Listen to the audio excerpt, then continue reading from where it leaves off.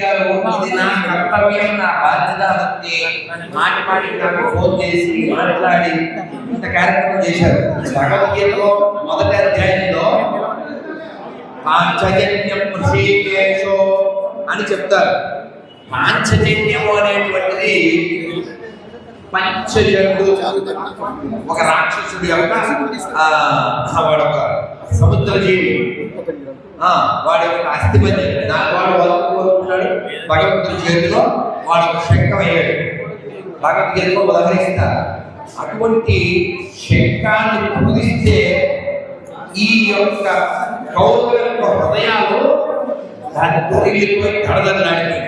కాబట్టి పాంచజన్య ఉద్యోగం అంటే మనందరి గురువులు పాంచజన్యాలై రాక్షస గుండెలు అదరాలి, గొర్రెల గుండెలు బెదరాలి, కుదరాలి. అందుకోసం కాబట్టి ఇప్పుడు నేను మాట్లాడడానికి ముందు మాస్టర్ రంగారెడ్డి గారు నా పైన రచించిన ఒక గీతిని వారు రచించారు. అది వింటున్నప్పుడు నాకు నా బాల్యము, మా అమ్మ నాన్న, మా ఇంటి దేవుడు, ఆ చిన్నప్పుడు విన్నవి అన్ని గుర్తొచ్చిన వారితో అదే చెప్పారు. మమ్మల్ని బాల్యంలోకి తిప్పారు, అంత అందంగా చెప్పారు అని వారు పాడికి ఎంత బాగుంది కదా. చెప్పాలని ముందే అనుకున్నారు కానీ ఫ్లో దాన్ని చేయలేక స్లో, అందుకని చెప్పలేకపోయి మళ్ళీ వెతుక్కున్నాను. మీరే రావడం మాకు ఉదాహరణ.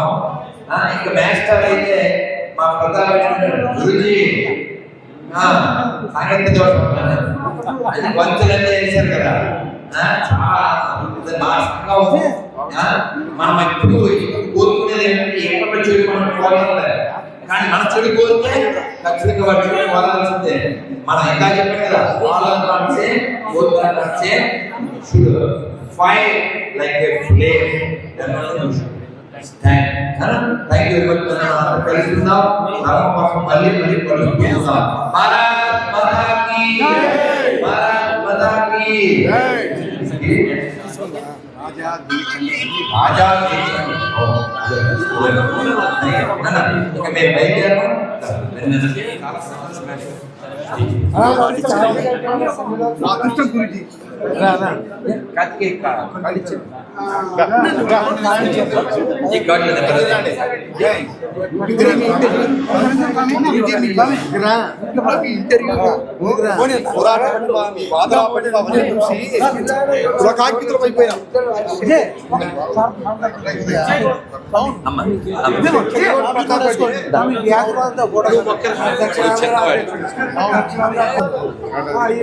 చెప్తాను, చూపిస్తాను. చంద్ర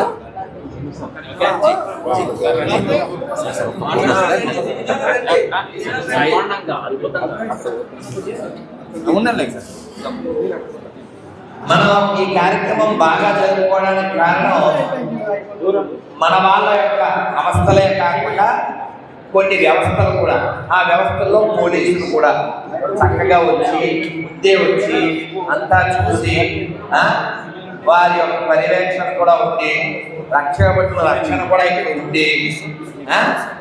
ఎందుకంటే సమాజం ఎలా నడుస్తుందంటే గోడలో ఆడదంటే సొసైటీలో ఆడదంటే పోలీసు.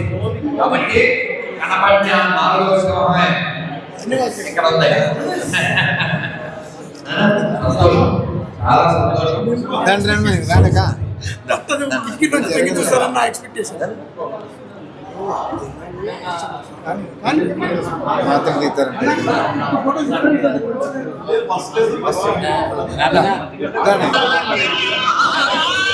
తొందరగా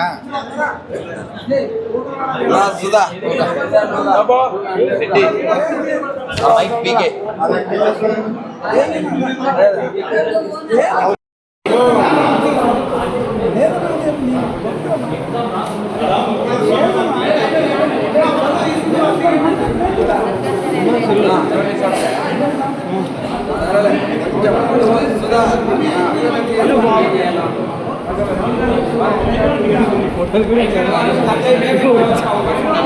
దీంట్లో తీసుకోకే రెడ్డి వెళ్దాం